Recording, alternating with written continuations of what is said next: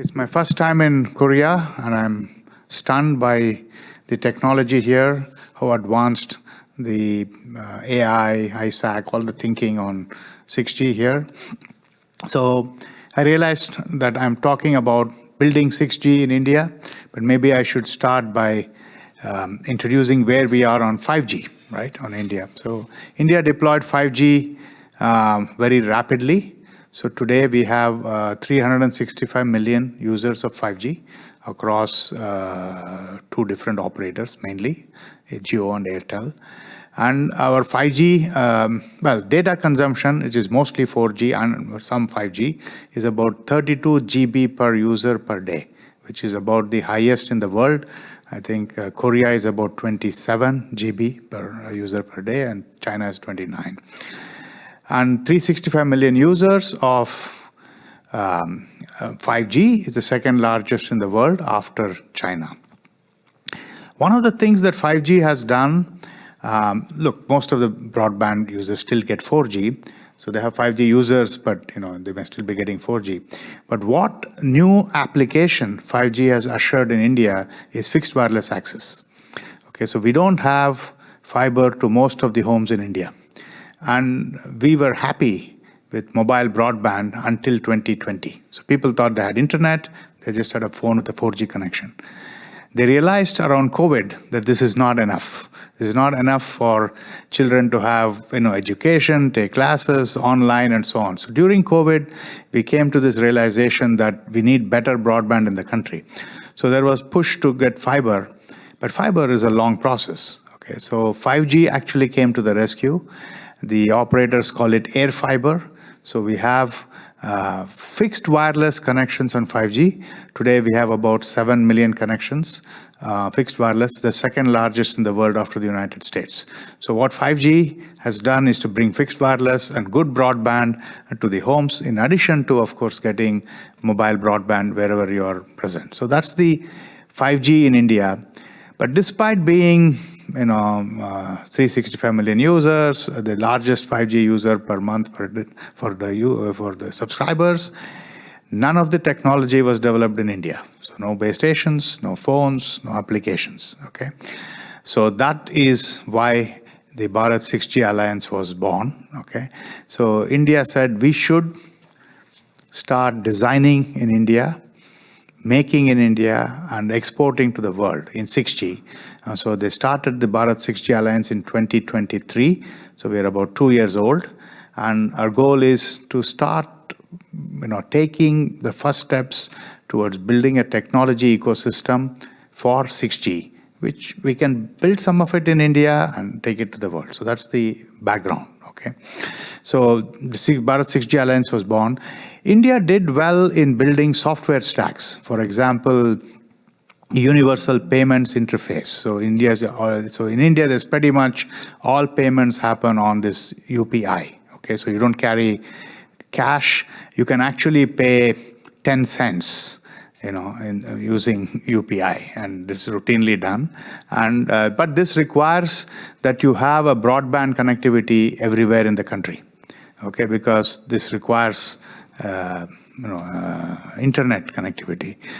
So India realized that even though we have 850 million towers, there is still some part of the country which does not have a mobile signal. Okay, and they actually identified about 22,000 locations in the country which does not have a mobile signal.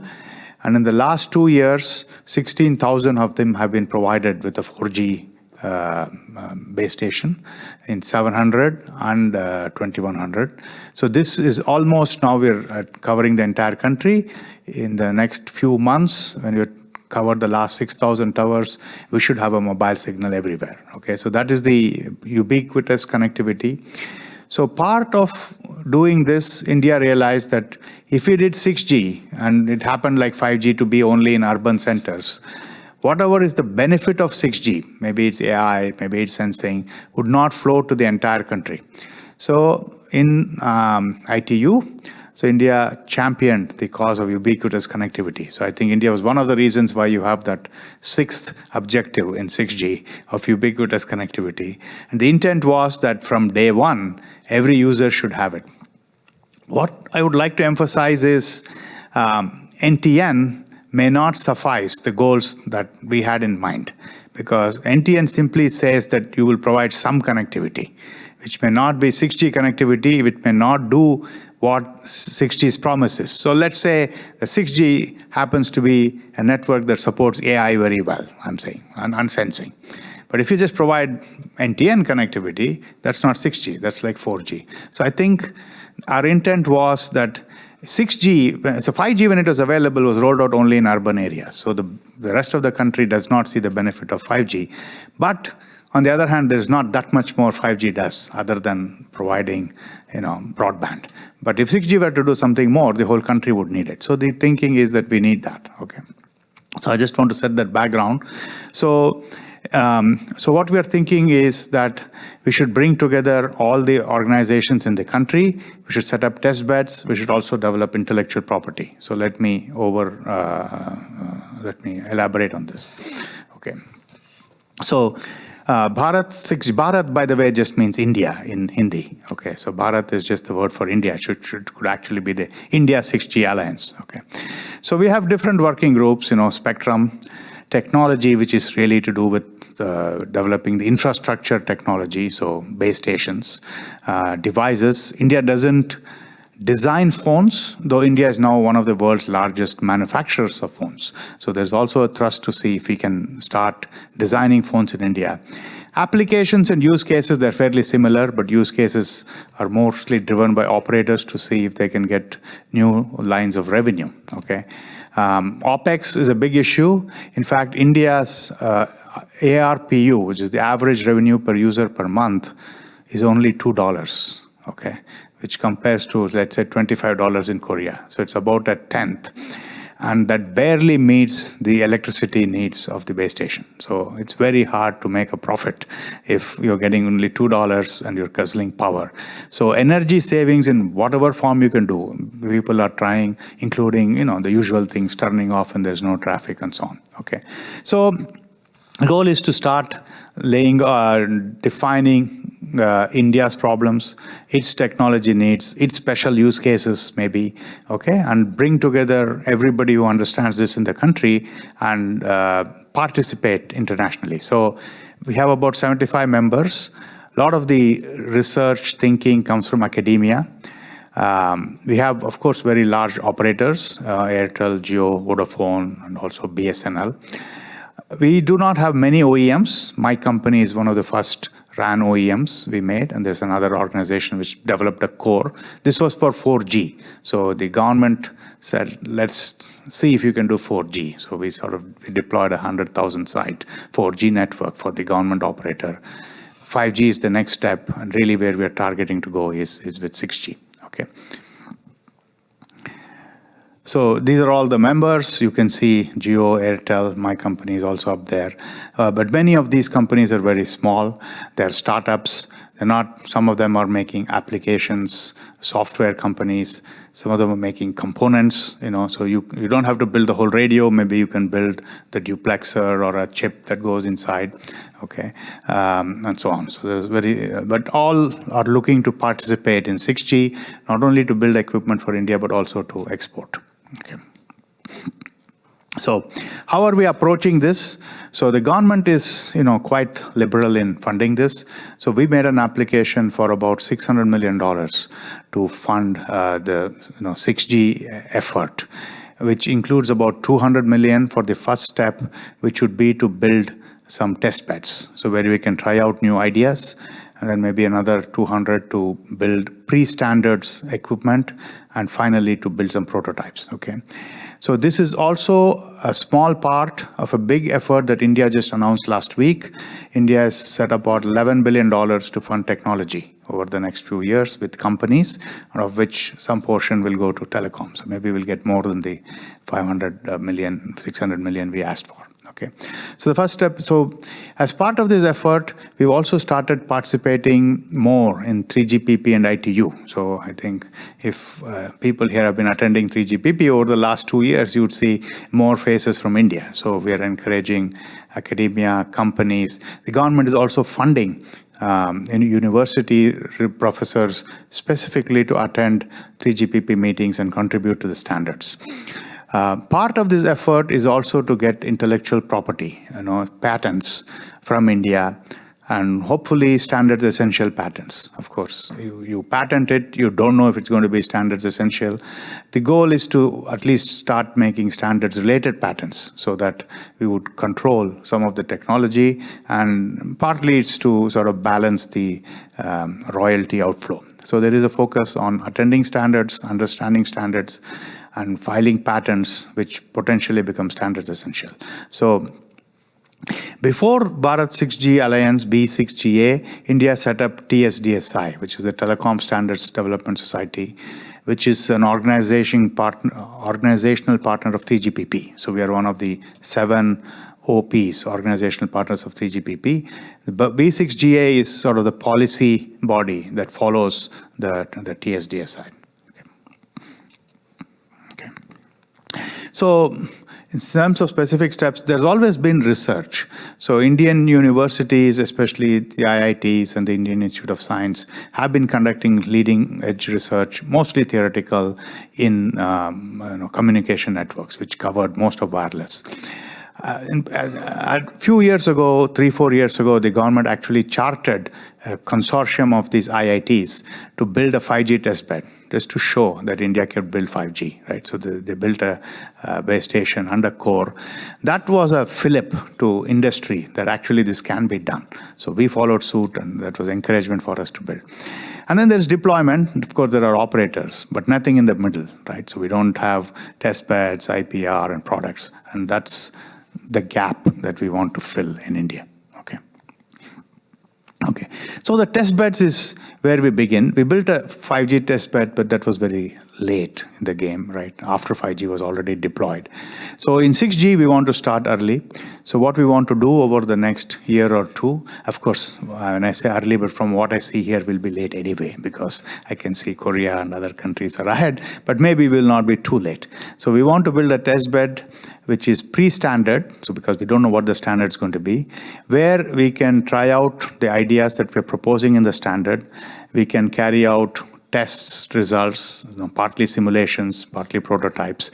And when we propose these to the standards, it will be sensible, right? So that infrastructure also we lacked as a country. This would be a cooperative effort. I'll talk about that in the next slide. After this, we want to build pre-standard prototypes. So maybe we could build the first 6G in 27, 28.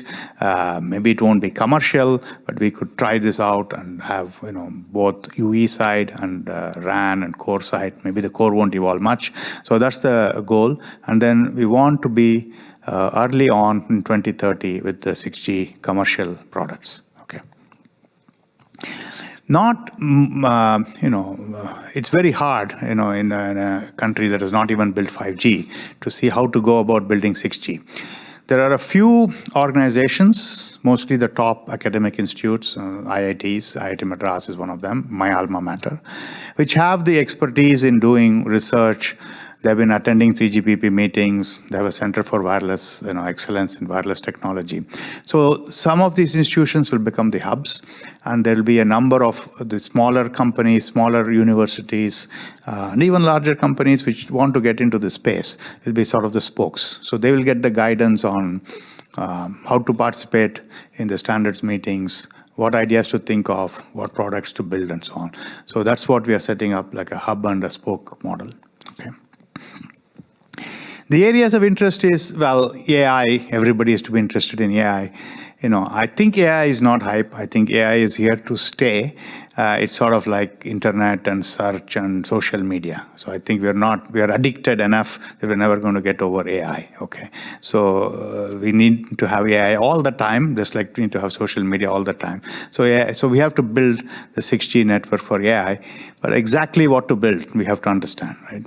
Fixed wireless, given its success in 5G, maybe some of this 3.5 gigahertz spectrum needs to be reformed for mobility purposes, and so maybe the 6 or 7 gigahertz spectrum for 6G will become the mainstay spectrum for fixed wireless, because it's easier to do mobility in lower bands. Positioning or locating the users is something that's very interesting to operators. The operator's view is that Google makes all the money from locating the users, okay? So how come we are not able to locate users, but then the user doesn't share his location with you? So they would like techniques to locate users, make money from location, okay? So it's viewed as one potential way for operators to make more money. Sensing, there is interest in sensing. It's not clear how they would make money. It's not well thought through, but at least sensing is completely new. Okay. O-RAN's interesting because we feel that as a country, we will not be able to do the whole thing end to end. Maybe we can produce radios. Maybe we can produce software applications, but then that requires a well-standardized trick, so you can only do the apps. And if you only want to do the radios, then the DU, RU interface has to be standardized. So there's interest in O-RAN. And even within the country, if you want to split up, different technologies, we want them standardized so that the interoperability is very clear. Okay, India has very little IoT, practically no IoT deployment. Trucks and trains and so on, or even moving vehicles don't have tracking systems. So there's interest in building that up. There is not that much development in NTN, though ISRO, we as a country, we can launch satellites, but India has not made much moves in the NTN space. It's the global players who are starting to do NTN in India. Okay, and green, there is, of course, interest. Okay. So India has funded over 100 different small applications or pilots for new technologies covering a whole bunch of areas. And we intend, so this will run on 5G today, but these are small companies trying to develop applications, use cases for 5G, and this covers all of these areas. Okay. Patents and IPR, the goal today is to encourage Indian companies to attend standards meetings and file patents, generate intellectual property. We're still thinking whether we need a sovereign patent fund. We have seen other countries establish this. Some have been successful, some have not been successful. So that's still thinking in progress, but otherwise we're trying to generate patents as a country. Okay. And the focus is on AI, NTN, ISAC, green telecom, and so on. We are participating in these things. Okay. So I would like to maybe stop here. I'm almost out of time. So this is what we're trying to drive in 6G from India, okay, after having been one of the largest users of 5G in the world. I'll have more opportunity to answer questions, I'm sure, in the panel, which Alex will lead. So thank you.